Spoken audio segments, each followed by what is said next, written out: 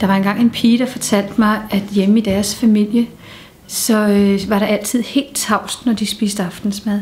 For faren han ville ikke have, at der var nogen, der snakkede. For han skulle kunne se sit fjernsyn, og der skulle være helt ro. Hvis der var alligevel en, der kom til at sige noget rundt om aftensmadsbordet, så blev faren rasende og tosset, og så bankede han sin knytnæve ned i bordet, sådan så kopper og tallerkener hoppede og dansede. Pigen fortalte, at der var næsten aldrig nogensinde nogen, der grinede hjemme i deres familie, fordi at de var bange for, at faren skulle blive vred, hvis de var glade.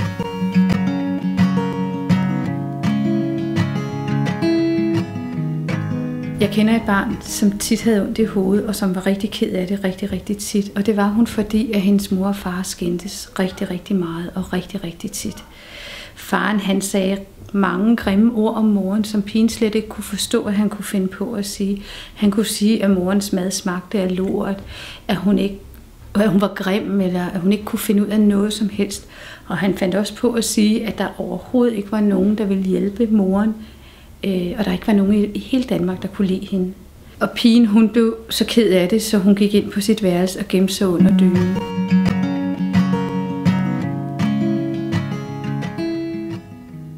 Der var engang 2 drenge, der aldrig fik lavet deres lektier.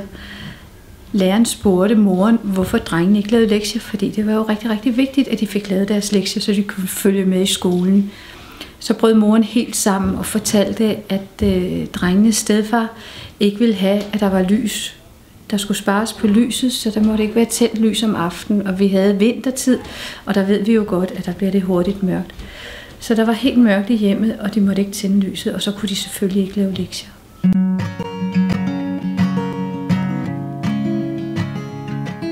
Der var engang en dreng, der fortalte mig, at hans far var meget fuld, for han havde siddet og drukket hele dagen. Og så blev hans mor rigtig, rigtig vred på faren, fordi hun ville ikke have, at hendes dreng skulle se faren så fuld. Da hun så blev vred på ham, så blev han rigtig, rigtig vred og gal og tosset og råbte og skreg, og han sparkede og slog hende også, for han blev rigtig voldelig, når han blev fuld. Men han blev ikke kun sur og vred på moren, han blev også lige pludselig vred på drengen, og så tog han drengens mobiltelefon og smed den ned i akvariet, og så var den mobiltelefon i stykker.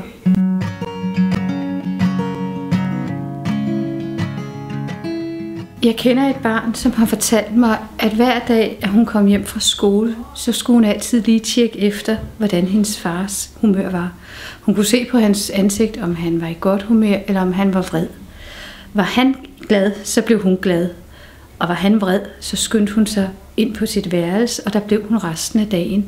Fordi hun vidste, at uanset hvad hun kom til at gøre, om hun gjorde alt det, hun egentlig vidste, der var det rigtige, og som faren syntes var det rigtige, så ville der altid alligevel være en grund til, at faren lige pludselig ville eksplodere. Og pigen, hun kunne slet ikke forstå, hvorfor han kunne være glad den ene dag, og sur den anden dag, selvom hun overhovedet ikke gjorde nogen ting forskelligt.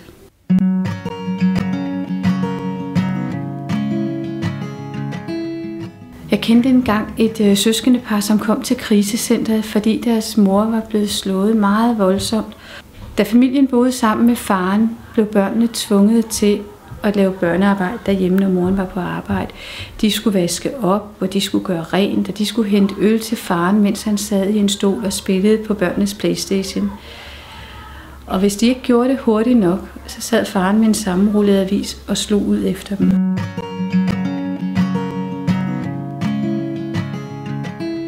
Der var engang en pige, der fortalte mig, at hun var blevet mobbet rigtig meget i skolen. Hun havde det rigtig skidt, og læreren kunne godt se, at hun havde det skidt. Hun havde en god lærer, som blev ved med at spørge hende, hvordan hun havde det, om hun havde brug for hjælp, og om der var noget, hun kunne gøre. Men pigen turde ikke sige noget. Men læreren blev ved med at spørge hende, og lige pludselig en dag, så kunne pigen ikke lade være med at sige, at hun havde det rigtig, rigtig skidt, og at hendes far slog hendes mor, og nogle gange blev hun også selv slået. Så læreren fik arrangeret et møde med moren, og så fik hun hjulpet familien på krisecenteret.